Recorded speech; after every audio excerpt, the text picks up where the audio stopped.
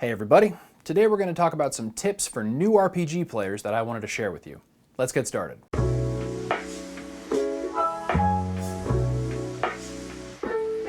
Thank you so much for being here. My name's Joe and welcome to Tabletop Theory. Today I wanted to talk about some ideas for new players that I feel like would be helpful if you're just starting out in this hobby as a player, or if you wanted to give your players some tips for ways to get prepared for their first game. I think some of these tips might be helpful because sometimes what ends up happening is players will show up to the game and they have no idea what they're getting involved in as far as rules or requirements or dice. I just wanted to mention real quickly, I use a couple of different terms that all can mean the same thing. So there's DM, GM, and storyteller. All of those are basically the same. DM means Dungeon Master, and that's specific to Dungeons & Dragons. GM means Game Master, and that's a pretty broad definition that gets used across a lot of different systems. And Storyteller is a definition that comes from the world of darkness, things like Vampire the Masquerade, Mage the Ascension, Werewolf the Apocalypse. DM, GM, Storyteller, all the same. This game is more about collaboration than it is about competition, because there aren't winners or losers in a role-playing game, and that can be something that, if you're used to playing things like board games or sports, can seem a little weird. It's not an adversarial relationship that exists between the players and the storyteller. Everybody's kind of on the same side because everybody needs each other whenever they sit down to play, because the storyteller can't play without the players, likewise the players can't play without the storyteller. Whenever you sit down to play as a new player, just remember that it's not like you're facing off against the DM. That person is not there to make your life miserable. Their job is to help bring the world to life that you and the other players are playing in. Read the source material. This might seem like a bit of a no-brainer, but I think it's important to mention if you're a new player and you want to actually start getting ready for your first game, know the basic rules of character creation. They're different from each system, but generally speaking, that requires taking some dice and rolling up a character and writing down some things on a character sheet.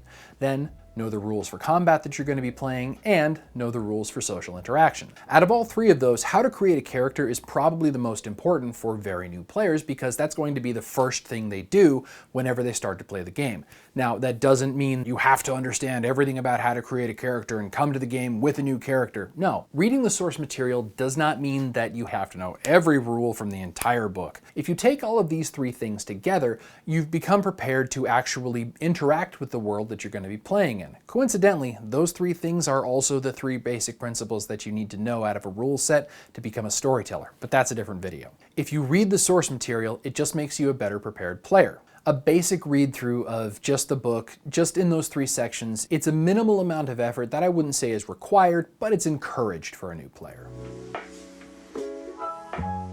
Listening to the people at your table is important because every group of people that gets together to play these games is going to be different. So learning things like house rules, or learning things like who prefers to sit where, or learning things like this person knows a lot about magic use and can be a really helpful resource if I have questions whenever I'm playing my wizard. All of these different things come together to know the different people that you actually are going to be playing with.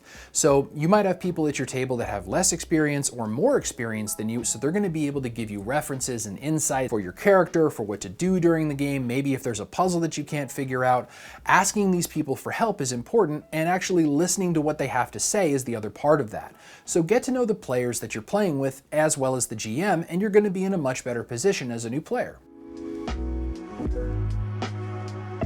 So don't be afraid to ask for help. If you're a new player, you really aren't expected to be an expert in everything. If that means that you want to ask for help from the people at your table, or from the GM, or maybe look for rules online, it doesn't mean that there's anything wrong with you if you don't know all the rules on your own, and you're not expected to figure everything out by yourself.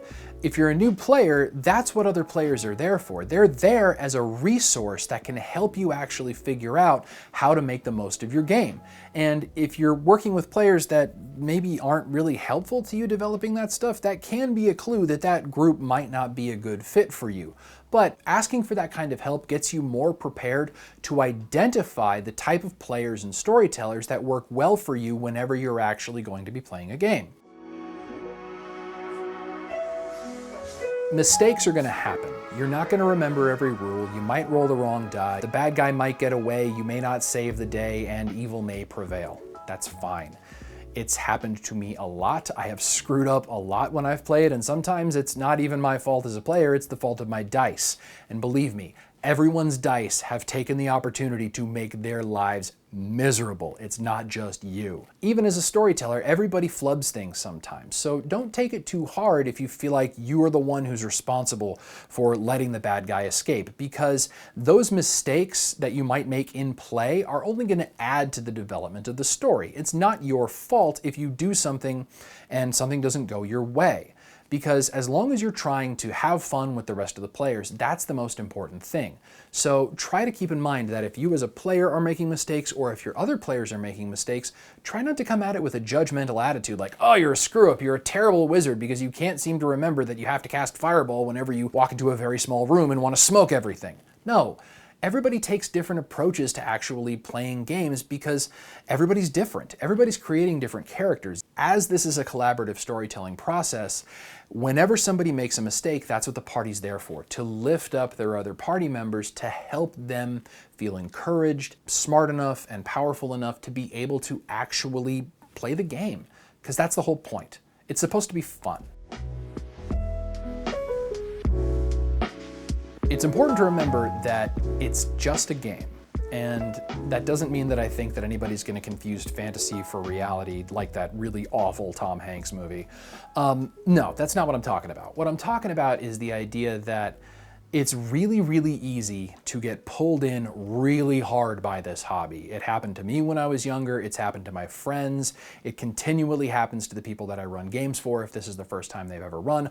All you want to do is play more D&D. And that's a perfectly natural reaction because Dungeons & Dragons, Pathfinder, Starfinder, whatever you're playing is a lot of fun. And once you've figured out how to do it, all you really want to do is do more of it. But keep in mind that the rest of the world still exists. This is not me discouraging you from play. It's okay if you guys get enthusiastic about the game. It's good. It's a lot of fun to get involved in this stuff, and there's a lot of really great benefits to play. I wholeheartedly encourage you to get involved with this as much as you want. But like with so many things in life, there is a balance to be had. So just keep in mind, if you're playing a lot of D&D and you're enjoying yourself, that's great. But if other things in your life are starting to suffer, you might want to reconsider how much time you're spending and how much effort you're putting into it, because there are other things in life outside of role-playing games. And that's a good thing because all of those other things help you to become a better player later. So that's all I've got for you today. Thank you so much for watching.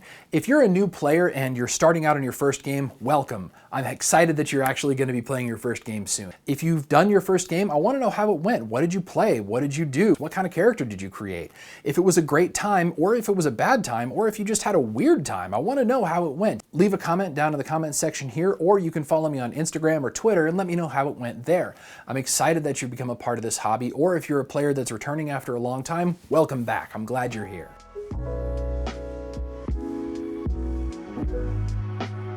It's very easy to get into role-playing games as a way to escape your day-to-day grind. Everyone's life is different, and you're the one who gets to live your life. I know I say that a lot here, but it's really true. I don't know what you're going through. So if you need an escape from your day-to-day life, RPGs are really great self-care. But it's important to check in with yourself and really try to examine why you're playing. Is it because you just want to relieve stress? Or is there something that you may need a little more help with? And that's where professional help comes in. You can talk to a faith leader in your community, you can talk to a professional counselor, a teacher. There are people in your life that are there to help. I've left some resources down in the comments section below. If you need them, they're there just for that, to help. But if you don't need them, then I am really happy that you're a part of the game, and I look forward to hearing how it goes for you. Thank you so much for watching. Take care, be kind, and have fun adventuring.